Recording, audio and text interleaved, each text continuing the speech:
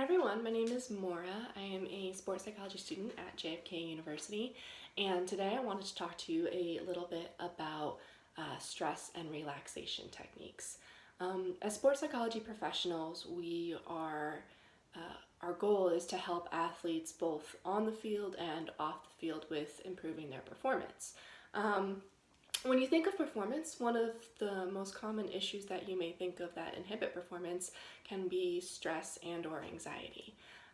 So let's talk a little bit about stress and anxiety first. Obviously, all of you have experienced both stress and anxiety either on the field in competitive environments or off the field in your daily life. So breathing and relaxation techniques are both really good ways of managing the stress and anxiety in any kind of situation. So the goal today is for me to talk a little bit about stress, anxiety, what causes it, how it exhibits itself, and how it inhibits our performances, and then how we would use relaxation and breathing as a way to manage those symptoms and that stress and that anxiety. And then a little bit about some other forms of relaxation techniques that can also be used. So what do we need to perform? In other words, how do we perform well? How does stress and anxiety inhibit our performance? Well, in order to perform well, we would need to talk about arousal. Arousal is kind of the third part of the stress and anxiety component. It's a sports psychology term, so more often in your daily life, you'd hear either with coaches or athletes or anyone involved in the athletic sector would be other terms. So more common terms for arousal are energy, activation, and intensity. So those terms may seem more familiar with you. Arousal basically exists on a spectrum. So if we think about it, you're on a spectrum. This right here is the lowest level of arousal you can have, almost comatose, and this right here is the highest level of arousal, frenzied. Neither of those are going to be good for performance. So our goal as sports psychology professionals is to help you find that optimal level of arousal that will help you perform to your best abilities as an athlete. So let's talk a little bit then about how we define stress and how we define anxiety. Well, stress is essentially the physical and physiological terms and the demand that we face when competing or when we're in certain environments. Those are known as stressors. It's a general term to basically describe the phenomenon of how we interpret our environment. So how we take in those certain stressors, how we interpret those, meaning determining whether we can complete a given task or not. In other words, is that given task in our control or not? For anxiety, in sports psychology, we actually use the term competitive anxiety. So competitive anxiety is more situation specific. It's an emotional response to one's view of competitive stressors. So when we're relating stress and anxiety to performance, we have to think about our arousal and our activation level. And like I said earlier, where is that optimal level of arousal? So think of it this way. When arousal is very high, closer to that frenzied stage, there can be a negative interpretation of your arousal symptoms. We may feel anxiety, stress, distress, or nervousness with that high level of arousal. So if we perceive, that to be a negative symptom in a certain situation, we may feel that we're not in control of a certain situation, and we may look at this arousal or high activation in a negative way. That will lead performers to feel either less confident, less in control, and be less resilient to any kind of competitive situation. That's a concept that is from Wagstaff, Neal, and Milo and Hanton in 2011. So to put it more plainly, essentially how we interpret our level of arousal can either lead to anxiety and inhibit our performance, or it can lead to facilitative anxiety. Now, for facilitative anxiety, that might seem like a little bit of an oxymoronic term. we can also kind of call it positive energy during performance, which is less confusing and essentially means the same thing, where you have that optimal level of arousal or intensity or energy, but it may still be high, yet it's actually facilitating your performance and not inhibiting it. So let's think of a time when we all had jitters. Jitters, what would you think of when you hear that term? Basically, it means too much energy, you can't focus, you're distracted, you have an inability to calm down. And how does that inhibit your performance? Well, it can inhibit your performance in many ways. Think of a tennis player who, has the jitters on the court. She hears the crowd noises. She is distracted by the ball boy making movements in her peripheral vision. Her heart is racing. She has butterflies in her stomach. She can't calm her breathing down. She has a quickness of breath. That would be an example of how our anxiety translates into this high arousal that inhibits our performance. At the opposite end of that spectrum, you could feel sluggish. You could feel like you have this low level of energy, that you're in this rut that you can't break yourself out of. Let's take a track athlete, for example. One of the most crucial things for them is to have this high intensity, this high level of energy for their race. It requires a lot of quick speed and a lot of focus as well. So if they're feeling low energy level, again on that lower end of the intensity spectrum, that's going to inhibit their performance.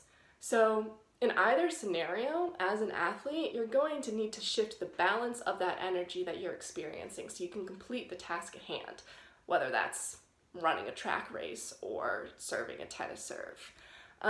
You may be able to be aware of your own anxiety in these situations, in these competitive situations. You may understand that you are experiencing this high intensity, this high energy level, in other words, this high level of anxiety. Or as an athlete, you may just simply be aware of the mental and the physical symptoms you're experiencing, but not necessarily be able to label it as anxiety.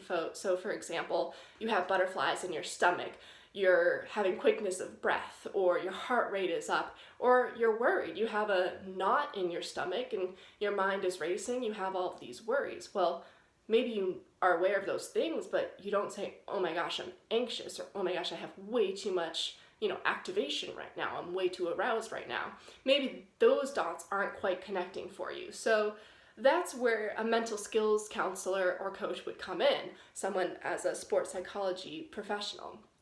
They're there to help you identify your symptoms, identify what symptoms are causing the most damage to your performance, and then how you can address these symptoms and combat them to lead to more control in these competitive and performance-based situations, to reduce the amount of stress and anxiety that is being caused in these situations, so that in the future you're more equipped to handle these induced stress situations on your own.